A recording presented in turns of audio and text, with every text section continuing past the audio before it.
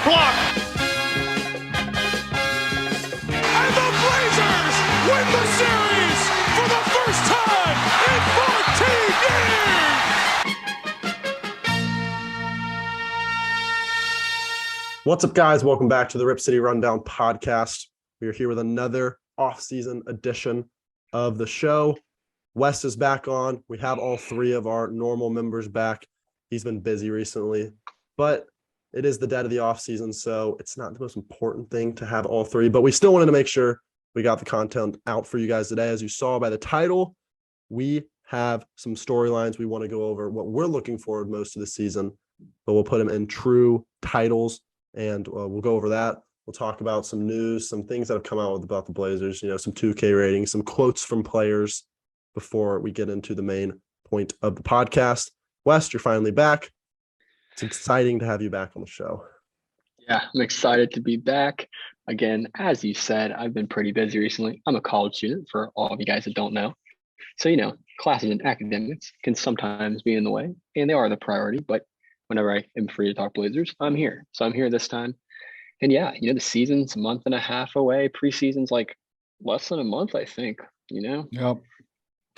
When's preseason start? Like October, early October's preseason or something.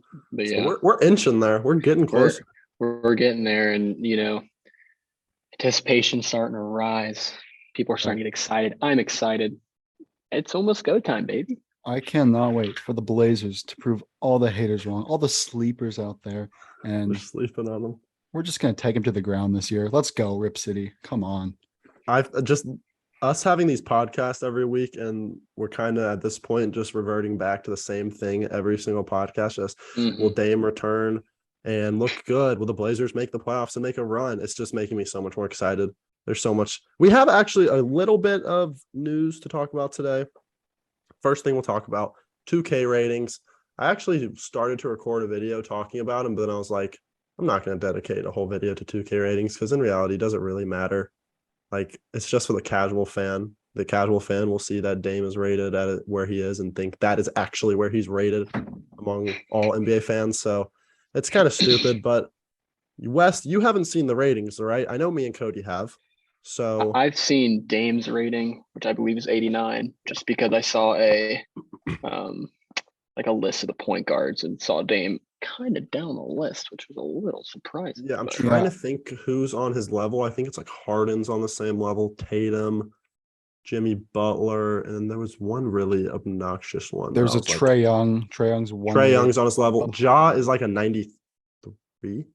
I mean, look, how much stock do we take in 2K ratings? I think none. You say none, because the thing is, like, it's such a nitpicking thing where you can literally compare every player by every single category. Because, but that's the job of the company to make the video game. But it's going to trigger a lot of people no matter what you do. Right. So, but it is really disappointing to see Ja 4 ratings above. So bad. Look, if you argue Ja's better.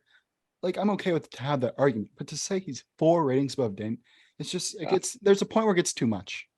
I think there are two things. Is number one, I'll give 2K some credit. Throughout the season, they do update the rating. So if Dame goes on a heater, like, he will earn a new rating. The other thing is, like, when people say like 4 ratings or like 4 levels, 93, 89, like, how much is that really? No one knows. Like, this is why we just can't put stock in it. Like, what's a 93 to an 89? Like, does that just mean Ja's averaging 5 more points per game? Does it mean he's, adding 2 more wins to his team? Like, we don't know. It's too hard to quantify. It's just a way to get people worked up, honestly, in my opinion. So yeah, the one thing that I was looking at, like, I knew Dame was going to be rated low because he missed a chunk of the season. Hurt. And he played hurt, and people look at his stats, his bad shooting splits, and are like, oh, he's bad now, but obviously he was hurt. But Kawhi didn't drop 1 rating at all. I don't think. He's still a 95. Again, we've had this conversation plenty of times on a podcast. You give Kawhi the benefit of the doubt more than Dame because Kawhi is obviously of higher level than Dame, won championships and finals MVPs. But again, Dame at 89, the fact that he's not a 90 when just 2 years ago when he was on the cover, he was a 95. So that coming out the bubble? That was coming off of the bubble, yeah. Or was that coming off his insane run in 2019? No, it was 2K21, so off the bubble. Wow. So yeah, 95, whatever. I mean, But he's an 89. We're going to go through. I'm going to give you the rating, and you're going to tell me who's the second, third best player on the team. There's 2 players on the Blazers that are an 82 overall West. Who are those 2 players? You got to think it's Jeremy Grant Jeremy Grant is an 82. and Anthony Simons. Anthony Simons is not an 82. It's Nurkic. Nurkic is an 82. And to compare, I wish I had like other players up here, but I don't. But off the top of my head, I think Draymond Green is an 82. Klay Thompson is an 82. So I think that's fair to put them on this. Like, if Nurkic is on the same level as Klay Thompson and Draymond Green, that is fair. But in my opinion, Anthony Simons is of higher standing than Jeremy Grant and Yusuf Nurkic. I'm going to go ahead and say we have 2 players that are an 80 overall West. Who are those 2 players? Anthony Simons. Anthony Simons is an 80. I think he should be an 83 and 84. But that is my opinion. Easily. I think he will easily get to that point by the end of the season. There's another 80. There's another 80. I have 3 guesses, but Josh Hart. It is Josh Hart at an 80, which I think is a perfect rating for him. But Anthony is an 83 to 84. Cody, anything you got to say about that? I mean, I think at this point you have to put Simons over Nurk and Grant, in my opinion. I don't know. No disrespect to them. I just have a problem when Kyle Kuzma and Derrick Rose have a higher rating than Anthony Simons. That's just the reality. I didn't even realize that. That's a really sad statistic if you're 2K. Oh my gosh. And Franz Winger actually has the same rating as Oh my gosh. How did you say that name? I don't know this. The disrespect. No, I'm just kidding. Franz Wagner. Now he's not better than Anthony, but he was a good rookie. Yeah, he's Can you say how you pronounce it again? Franz Winger. You got the W, so you gotta pronounce the W. No, I knew it. It's an A though. I'm just pulling on your guy's leg, okay? But no, he's being disrespectful. Okay, but they deserve. Okay, anyway, Simons is above Nate. That's all I gotta say about that. That's tough. All right, West. We have a 77 and a 76 as our next 2. Who's the 77? Who's the 76? I think I know the 2 players are. I'm curious who they're going to put. It's Nasir and Gary Payton II. Yes. Okay, I'm going to go with these 2K people. Love them Warriors. I'm going to go with GP2 at 77. GP2 is a 77. Nasir's a 76. I think GP2 should be like a 78 or 79. Okay, I don't care at that point. Nas at a 76 is fine. Like I think he will be one that could crack an 80 by the end of the year. I'll just go through the list because we really don't want to be guessing where Drew Eubanks is. Justice Winslow 75. Drew Eubanks 75.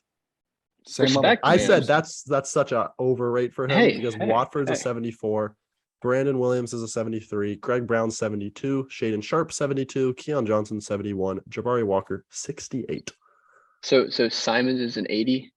Yeah. And then Grant Nurkic 82, Dame 89. Yes. So 4 out of our 5. It's fine. It's hard to be like. I would have to look at all the teams and see where everyone's starting 5. Yeah. If they have like that many 80s, it's too hard for me to get all worked up. Where people get upset is when you immediately compare it to a player like right next, for example, Kyle Kuzma or Franz Wagner, or should I say Wagner? Wenger. No, you have to compare it. I think most are just positions because they rate centers differently than point guards. So you can't say like Jokic is a 94 or whatever he is, and Dame's an 89, but Dame is more valuable than Jokic, which he's probably not at this point, but you can't compare those 2. But the biggest ones that stood out to me, and we've already said it, is Simons at an 80. Dame probably should be a 90.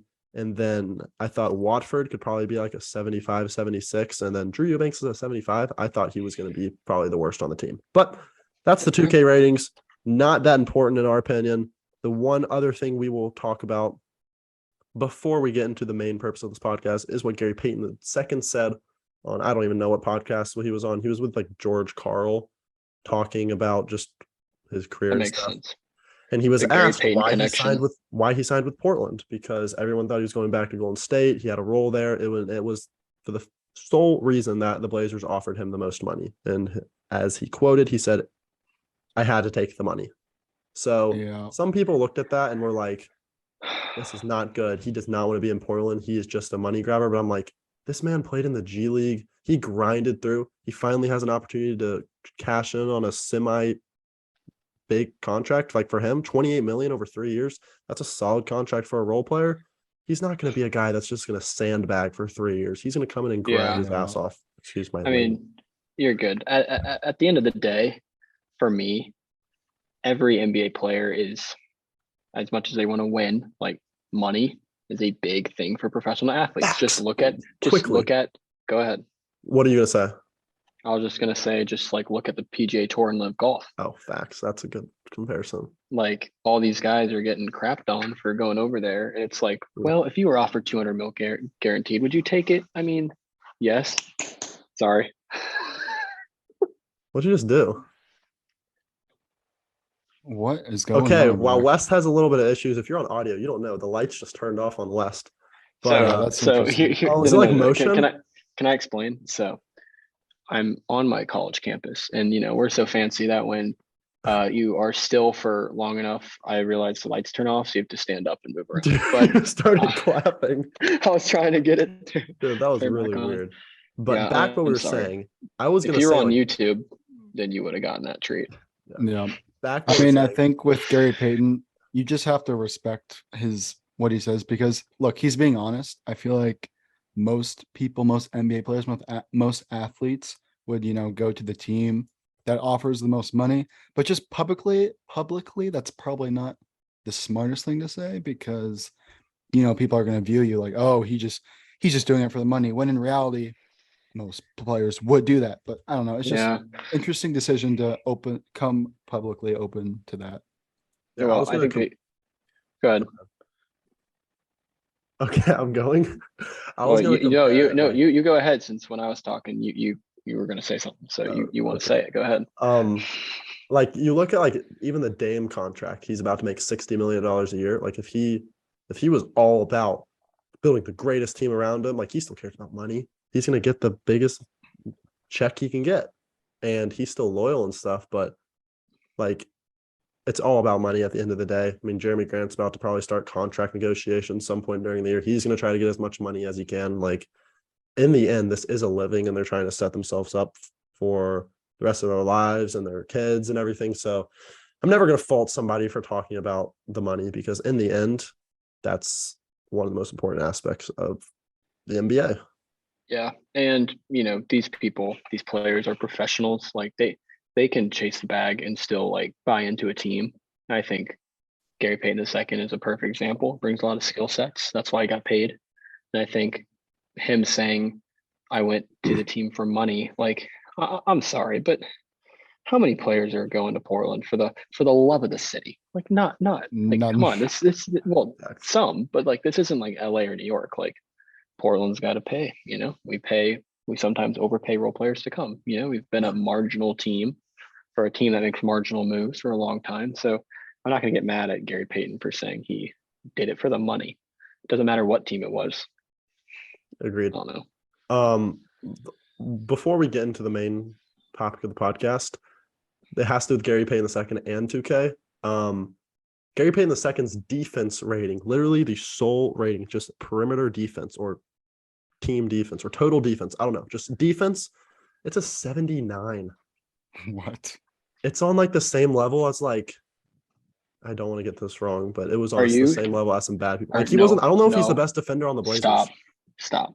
And we did that defense, or Cody, you did that defense video. He was in the 99th percentile of defensive impact, 99th percentile in pickpocket rate, 99th percentile in perimeter defense. Yeah, that's a good joke. Say, West? I should just said that. That's a good joke. That's funny, right? I'm not joking. Well, 2K's. Oh my gosh, yeah, bro. I don't really know how to react to 2K. Are you kidding me? He proved he's one of the best defenders as a guard in the NBA. I mean, he was locking up Jason Tatum in the freaking finals, and Tatum was putting up some 2K. atrocious numbers. Stinkers. So to give him that rating is, I don't know who makes 2K as favorites. 2K as favorites. No facts. I don't know who paid 2K to make. I think Tatum might have paid 2K actually to make Gary Payton's rating that low. I'm not even joking at this point. Yes, I am joking, but anyway, that's really disappointing to see, because like you said, don't have the numbers in front of me, but he's in the 90th percentile. Okay, for guards, 99. For guards defensive impact, he is in the 99 percentile. So I'm Oh hoping. my gosh, dude. The Blazers. 99 percentile. We'll just slap on a mid-70s for him. Yeah. Come on. Who cares? Yeah. It doesn't matter. That's just funny. All right. Shows Enough the 2K. incompetence. All right, you guys ready to I'm move good. on to the main thing we want to Main talk course. about? The main Storylines. course, Let's get we're into just, it. We're just I'm ready having for some the entree. appetizers. We're not I'm ready for about the to entree. eat on a hearty steak, Okay. and that is a steak of storylines. Okay. Nice. That's good. All right, That's first good. storyline we are looking forward to in this season. We'll just give a little discussion on each one, and you guys comment what you guys think about each storyline. The first one is, can Damian Lillard return to a top 2 point guard in the league? Now, last time Damian Lillard was fully healthy, it was him and Steph. Now, you can put Luka at point guard because he's now officially a point guard. He's moving in there. And then guys like Ja and Trey have really jumped up and shown that they are elite of the elite point guards. And then you still have guys like Kyrie Irving that when he wants to play and doesn't want to cry, he has the ability to possibly be a top 5 point guard. Top 5. But do you think Dame can return to top 2, given the fact that this position is probably the most loaded in the league? With Luka, first of all, are we considering him a point guard? Because I guess, yes, he is technically a point guard, but he's 6'7". He doesn't really play the same game as Trey and Ja and those guys. He's more of a, just playmaker, but like ISO. I don't know. His play style is just completely different. But yeah, obviously Dame was top 2 with Steph. Obviously, there was times when you could say he was better than Steph. There were times you could say he was better than Steph in 2020, 2019. I think the biggest problem with just of him becoming a top 2 guard again, if he already isn't, because I feel like some people out there still think he is a top 2 guard, is that guards have gotten so much better. Trae Young was not that good 2 years ago as he is now. Ja Morant was not that good 2 years ago as he is now. So I feel like it's harder to be a top 2 guard in 2022 than it was in 2020, for example. But I still think he can, and I'll add on to it after one of you guys want to say something. Yeah. I think in terms of the numbers, I think he can. I think in terms of public perception, he can't. Like I don't think no matter how many numbers he puts up, like people are a prisoner of like the recent past. So I think Ja, Luka, Steph, like all have a huge leg up on Dame because, they were balling in the playoffs last year. It's fresh on people's minds. Steph will forever be in front of Dame just from what he's done in the past. But if you take the moment and the numbers, I think he definitely can. I would say he will be a bona fide top 3 point guard by the end of the season. People will be comparing him with, Luka and Steph, I think, have gotten to the point where no matter what, they're going to be higher rated, especially Luka at this point, because what he's done is insane, and I'm not even going to argue it. Yeah, I think Dame can put up similar numbers, but yeah, I think he's going to be bona fide top 3. I think he gets back to over Ja, over Trey. People highly rate Dame still when he's having his moments and at full health. Like, I think people will realize that Dame is that guy again. Like in the bubble, people actually were putting him over Steph. Yeah. And I think though people are taking Steph, Ja, Luka, like for sure over him. I push back on Ja a tad. Just because I don't think the Grizzlies are gonna be as good as last year. They're not having 56 wins this year. And B, who knows? Ja is like, I don't know how much better Ja can get. And what he is right now is insane. I think I got a good comp for Ja. So kind of Derrick Rose. I was gonna say like Russell Westbrook. That's good, yeah. Because Ja, I think like in the next 3 to 5 years, while he's still athletically like in his absolute prime, like he's gonna be athletically in his prime right now, and then like cerebral, whatever the word is, like in his mind, like when you're 28, 29 and you've seen every team, you played them tens and tens of times, starts impacting the game that way. Like Ja's like ceiling is league MVP, I think. Yeah. But he also, once that athleticism starts to diminish a little bit, he could have a fall like Westbrook. I don't wish that on him because Westbrook's been utterly disgraceful since Dame, sent him home. That's an interesting thing to look at because I feel like Ja, what makes him so good is his athletic ability, not his shooting. Look at Westbrook.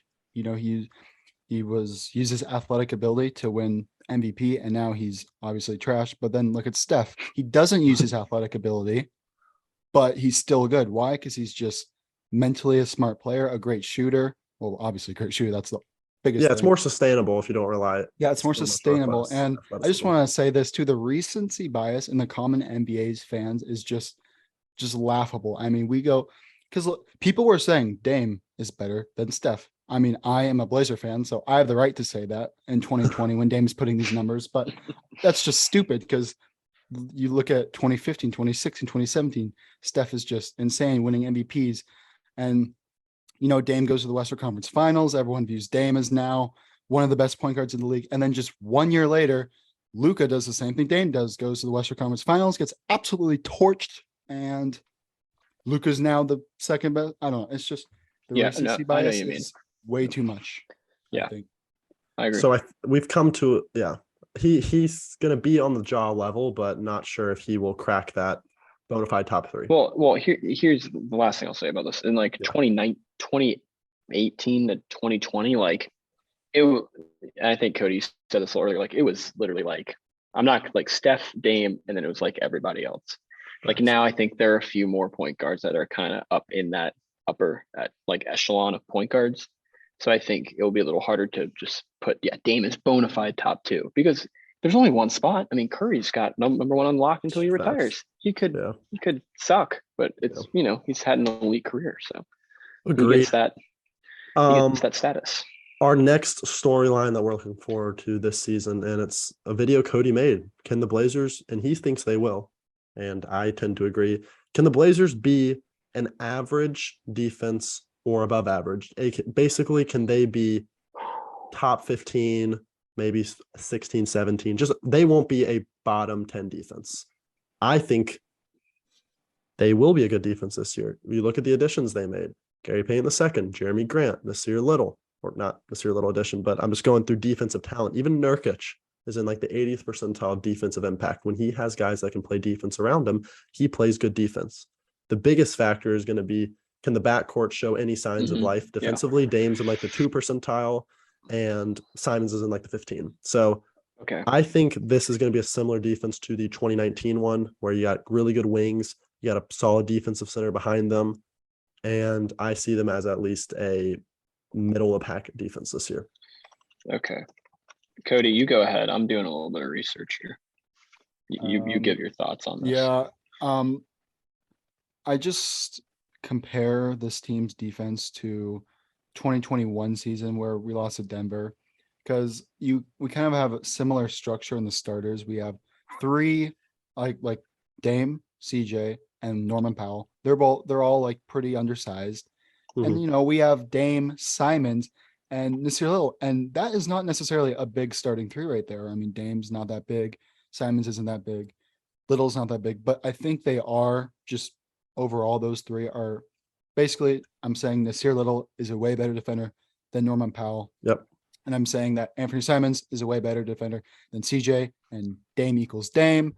And then obviously the bench is the biggest upgrade. We go from, I've said this 100 times, Carmelo Anthony, Enes Kanter, Anthony Simons when he was not as good as he is now, and Aronde Hollis Jefferson. And now we have Josh Hart, we have Gary Payton II, and just a lot of defensive, just good, solid defensive players off the bench. That's going to be our biggest upgrade in that regard. I don't know exactly what we ranked in defensive that year. I think we're like 28th, 29th. Okay, I don't know about that. 2021. Okay. We were like high 20s, so I'm hoping we hit top 15. So my research here that I've done is the NBA league average for defensive rating in the past 10 years has been 109. And if I go last 5 years, obviously it goes up to 111.5 because, offense has reigned supreme. So we'll say last 5 years, 111.5. The Blazers in the last 5 years have been better than league average twice. And it was 2017, 2018, 2018, 2019. Okay. This decade, we have been, this is how bad it's been, 115, 116, 117. That is horse. You know what? That's bad. So, like you said, Cole, the teams that were under, in 2017, 2018 had solid wings, had a length, had athleticism, and Harkless and Aminu. I really think Nasir and Grant can do that. And this was pre-injury Nurk. Like you said, if Nurk's surrounded with the right pieces, I think Nurk can be an effective rim protector.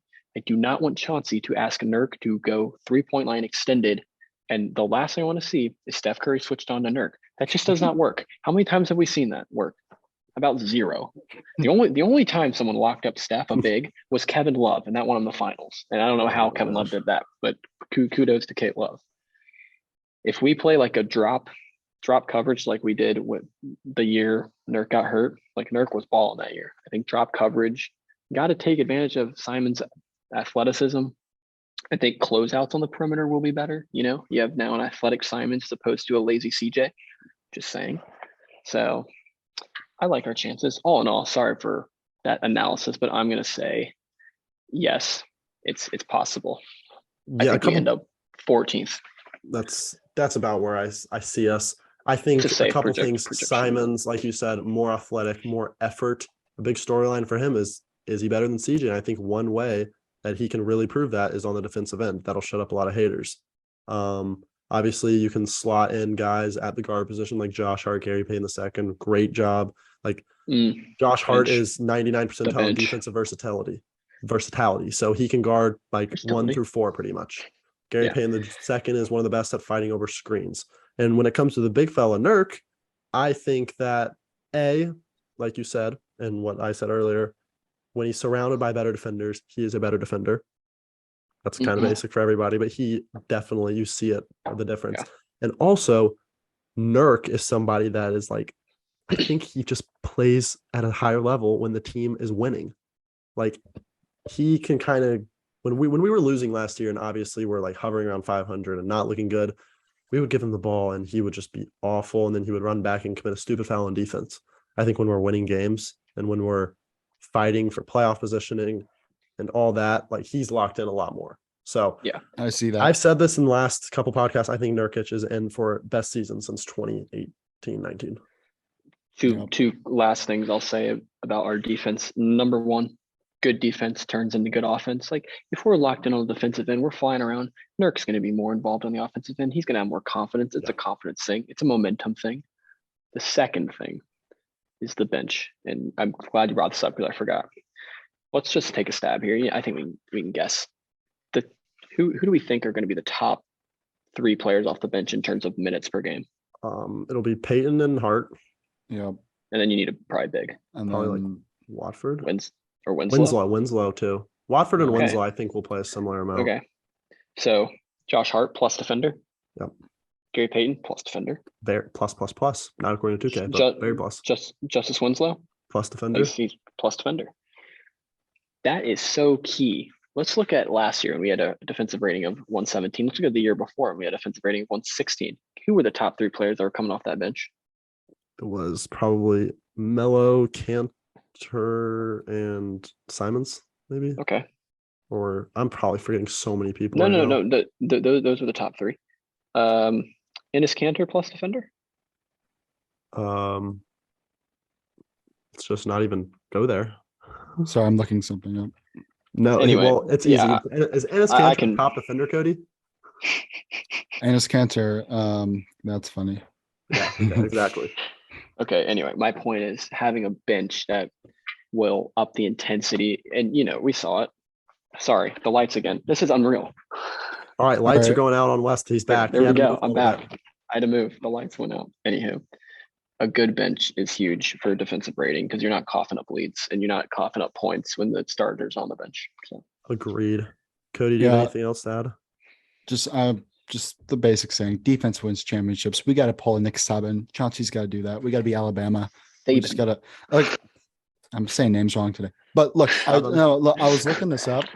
So Warriors last year, where do you think they ranked defensively? I'm going by top championship. 5. Top 5? They're number 1. Bucks, what do you think they are? Top 5. They're top 10. Top 10, same thing. Lakers? Top 10. They're number 3. Oh yeah. Raptors were number 5. 2018 Very Warriors. interesting. 2018 Warriors. They're number 11, but they have Kevin Durant on offense, number 1, obviously on offense. Yeah. I'm just saying That's an outlier. Yeah. how important it is to have a good defensive team. And when you have Damian Lillard, Yeah. you're It's gonna have not a great looking offense. But defense. I feel like you know, if Dame plays like a superstar and Simons plays like an all-star, then we can, get to that next level with not a top 10 defense, but a top 15 defense. You know what I'm saying? That's the final thing to say. Agreed. last thing? I'm sorry. Yeah. We're sorry. Just really quick. Look at the Mavericks. Luka's not. Luka can play defense because he has size. He's 6'8", Not but the he's best not. defender, though. He's not. Yeah, he's not interested in locking up on defense. But the Mavericks have built around him with capable 3-point shooters and very capable defenders. And he can be the offense. And high energy guys off the bench. That's what the Blazers have to do. And Jalen Brunson, like this is the comp. Jalen Brunson's kind of like a little Anthony Simons-esque in terms of that secondary star. Yep. I'm just saying, bro. But the Mavericks, didn't they get gentlemen swept? I will take that better than what we were last year. Moving on, though, something that will contribute to the defense, and it's our next storyline, is Chauncey Billups is finally getting his first opportunity, full offseason, his roster, or not his roster, but a roster he had a big say in. And this is his first time really coaching a true NBA team, let's be honest. It's just like, I think a big storyline is how will Chauncey Billups be as a coach? He's touted as a defensive coach. He'll hopefully affect the defense. And I think a lot of Blazer fans are kind of iffy on him. And this is his time to prove if he's truly a coach that'll stay for a while. Chauncey Billups, he's 0-1. Let's say it. He's 0-1. It's so hard to know if he'll be good, but he's supposedly a defensive-minded coach, and now he has it. So let's see it, Chauncey. Let's see what you got. That's what I'm gonna say. If we have a bad season, I would be really concerned about his future employment, especially if it's bad defensively. Yeah.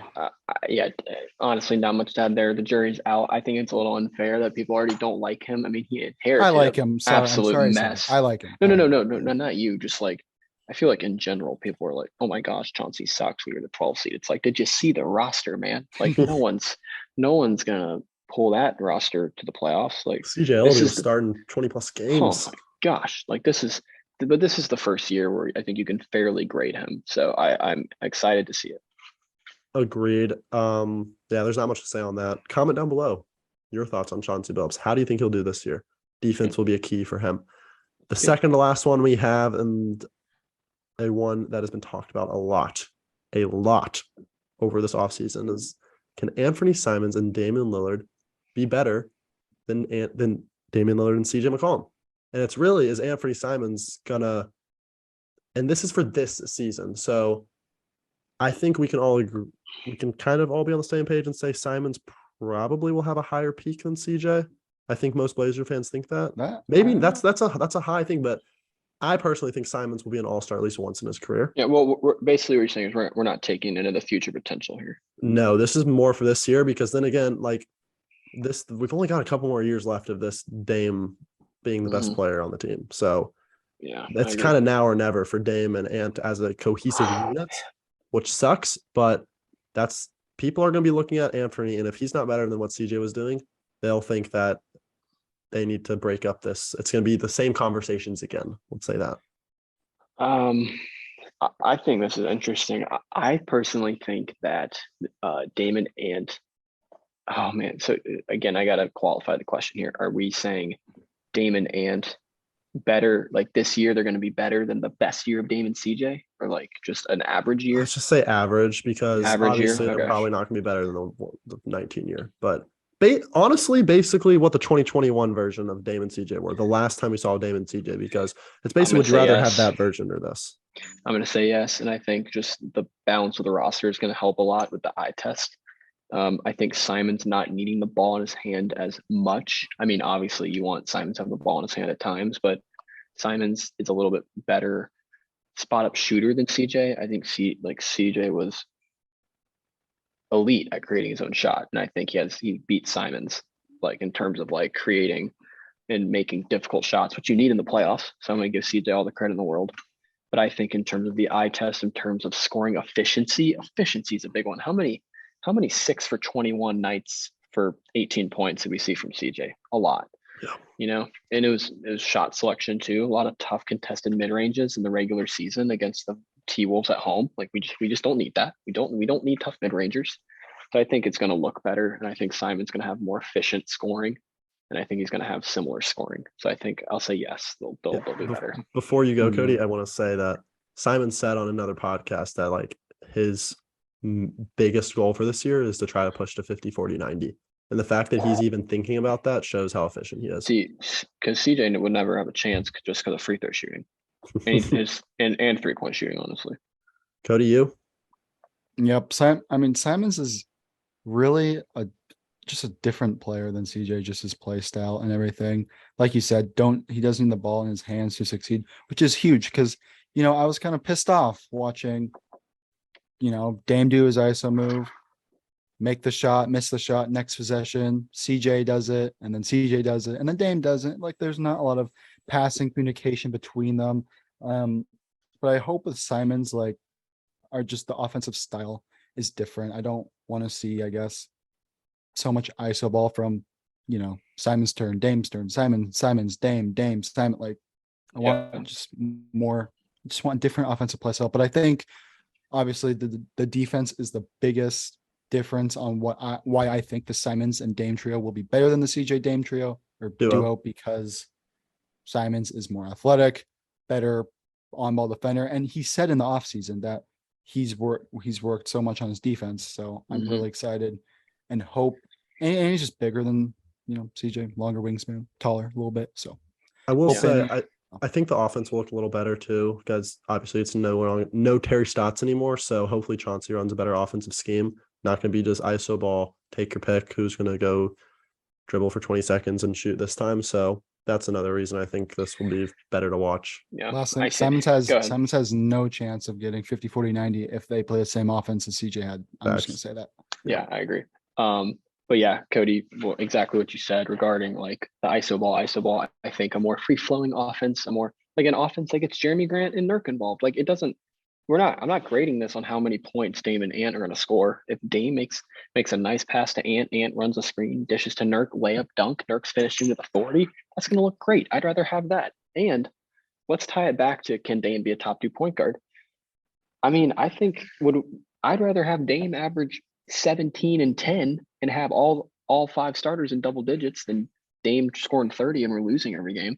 I mean, like, so like Dame might take a hit statistically if this team's going to be like really good because you now have Ant as a scorer. So like when CJ was doing his moves, this was Dame just staring there, do nothing.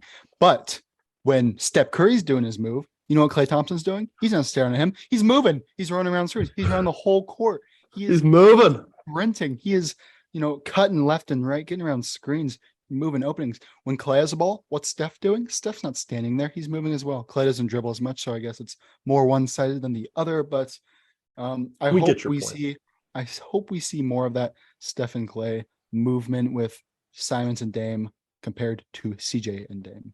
That's the last thing I have to say about that. Agree. Final storyline before you wrap up. This is kind of just like a more fun one. It's, will Blazers fans believe again?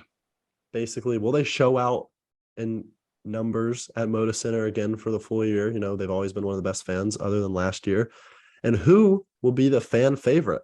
Obviously, Dame will be a fan favorite, but I look at some new additions, some guys that'll be stepping into new roles. I'm going to personally answer the question first. I think we can all say yes, the Blazer fans will show out again. This team will be more exciting. I'm going to say Nasir Little is going to be the fan favorite. Hustle player. He's going to have some highlight dunks. Basketball Reference thinks he's going to average 13 and 7. And if he does that, that's an amazing season for him. And he's like such a big hustle player that how can you not like him? Yeah. A quick question on Nasir. He was drafted in 2019, right? 2019, 25th. So this is his 4th year. He's going into his 4th year. Yeah. Wow. So because he has this is his contract year. Yeah. So on like just a history with Blazer draft picks, we've typically been a team to wait a little bit outside Dame. Like it took CJ a few years to break in. Like I think this is a make or break year for Nasir. I hope Simons a few years. I hope he puts it together. It took Simons a few years. For me, I'm going to obviously say yes. I think the Blazer fans show out. The Blazers fans will always show out until there's a legitimate reason not to. And basically the Blazers stink, and that's what happened last year. So it's fine. The Blazer fans are going to show out. My fan favorite pick, I'm going to go Josh Hart. He comes off the bench like kind of for the same reasons as Nasir. He's an energizer bunny. Mhm.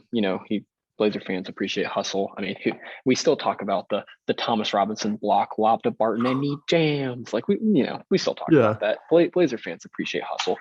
And also Josh Hart, he's active on social media. He's got personality. He's got character. He is fun to follow. He relates to the fans well. So I'll get Josh Hart. And Blazer fans also caught a glimpse of him dropping 44. So I mean, yeah, he can go score. That was probably the highlight of the season, like unexpected highlight. I was insane. Yeah, I obviously hope Blazer fans, I guess, return to their full self, even with our bad team last year. Because, I went to a couple games last year, and honestly, the fans kind of sucked. I walk in. Was it like as crickets as Staples? Yeah. Crypto.com. It was a library. That's all I can say. Like, I could hear myself talk when in the third quarter when we're on defense. I shouldn't be able to hear myself talk. Like, what is that? And we have 11,000, maybe 12,000 people in the stands. It's just not there. It's just not there. We need the full 20,000 capacity. And I miss it. But that's the same with any NBA team. If you suck, you're not gonna fill the seats every game. But the Blazer fans, typically are usually one of the best fans in the league. So if we're any form of relevant last year, as long as we're not tanking, I think our fans will be fully engaged and back. So I agree. You got a guy you think will be like a fan favorite? That's Nasir Little. I mean, just the hustle plays. That's the biggest reason. I think Blazer fans appreciate that a little bit more than other fans, if that makes sense. Who remembers? I think it was 2 years ago when he hustled for a play to try to save it out of bounds, and he like bumped into Kyrie's knee, and then Kyrie was like, "I can't believe he's diving after the ball when they're losing." I was there at that game. Oh my gosh! Like, I have a little man story hustles, and Kyrie thought it was like, I have a little story about try that. hard. So that was one of the 2 games I was at last year, and it was great. I got close seats. They were cheap because we were tanking, so got to cope some good tickets. But anyway, right before that play, like 30 seconds before Nasir dove into Kyrie's legs, they were just chatting, and like I saw like Kyrie was like talking to Little, and he made a joke and he was laughing and like dabbing each other. And then like 20 seconds later, that play happens, and just like, okay, we were down 2 points pretty late in the game. So it's like a big play, it's a big moment in the game, I guess. And what does Kyrie do? He shields the ball. He doesn't, dive for it or pass someone. He shields the ball, making like you shouldn't even let the opponent decide that. Like decide to, if he dives into me, I'm gonna call him, dirty. Yeah. And like don't even give him the chance to make the decision, Kyrie. Just stop being lazy. You were sitting on the bench for 9 months, like with the vaccine. Just anyway, I'm done. That's another story. That's a good story though. Like, but great story. I think that's all for the storylines. I want to throw in my own, and it's not really it's a quick one. I don't really want to take too much time, and it's not a question. It's just a statement. Jeremy Grant's the X factor this year. This Blazer team's going to honestly go as far as Jeremy Grant goes. Jeremy Grant needs to be as good as advertised. He's got too much riding on him in terms of the defensive end. Like, we're expecting a lot of things. We're talking about Nasir and Nurk. Like, we're just assuming Jeremy Grant's going to be this elite defender that puts it together. I hope he is. Yeah. He's got to perform. He's a very, very key component of this team. I don't know if he's going to be putting up the 20 points a game stats that he did in Detroit. He's not. I don't think he will. I think, and I hope that Blazer fans will see his true impact, because even if it's not the elite on-ball defense, he plays one of the best off-ball defenses for the position. And then he's also a very good catch-and-shoot player for his size. So I think what he brings, and that, let me mention something. I just saw a clip Cody, you posted on the TikTok, I think, and it was Dame saying how when it came to Giannis and the Bucks, they, even though they're on a higher level, like Drew Holiday's on a higher level than Nasir Little, and Chris Middleton's on a higher level than Jeremy Grant. They put pieces around Giannis that fit him. That's two of the best players you can put around Giannis, a guy that can hit shots and a guy that plays defense and can control the ball and also hit shots. I think that Jeremy Grant is a guy that fits perfectly next to Damian Lillard. So the Blazers didn't go after the star player that possibly they could have, and they didn't go get the Zach LaVine like they were rumored to go after just to get a sexy name. They got the guy that for the last 5 months, they feel like he fits perfectly with the Blazers team. And I think that's why Jeremy Grant's impact will go higher and be larger than just box score. How do you think Jeremy Grant compares to Robert Covington? Because I feel like Robert Covington. So I was gonna say like that's what I was gonna say to Robert Covington. Because I didn't want to be disrespectful though.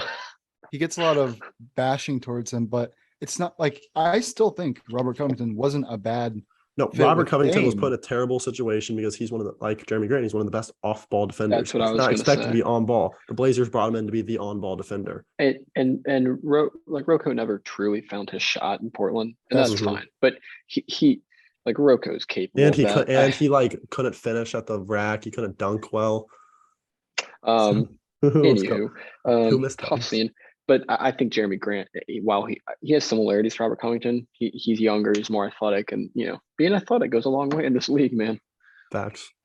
So, that I think Jeremy Grant will show out, and we need him to show out. So I'm just saying, I think he does well. Do you think like Robert Covington was? Yeah, never mind. I'm not going to go there. Well, it's like if let's say Robert Covington took Jeremy Grant's spot right now, like. Does that hurt us that badly, I guess?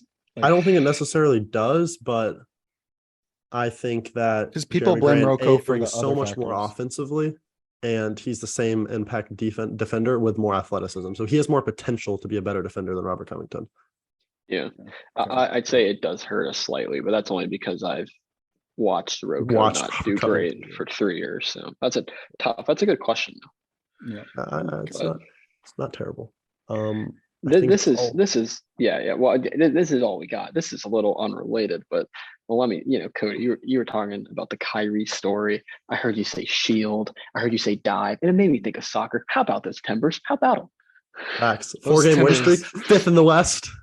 Hey, this is Timbers. This is Timbers time of the year. We go on our late August, September run, sneak in the playoffs, and then we just absolutely roll our way through the playoffs to MLS Cup. Happens like once. It happens like every other year. So, I got a question. Do you think obviously the Trailblazers are Portland's team, but Cody, you live in Portland. Like, do you think the Timbers, like, people get more excited for the Blazers or the Timbers? It's got to be Blazers. It's got to be Blazers, but Timbers are just such a more successful team than the Blazers, and I understand that MLS has less teams. Well, do they now? I'm not even sure about that, but similar. They do, but winning an MLS Cup would not do the same to the city as winning an NBA Finals. Oh, so. Obviously, not even close. But I mean, you're the Timbers. You've been in the league for 11 years. You have 3 like championship appearances, and you've won 1 championship. Like that is really good. And you've been in the playoffs like every year, other than maybe like 3 out of the 11, 12 years.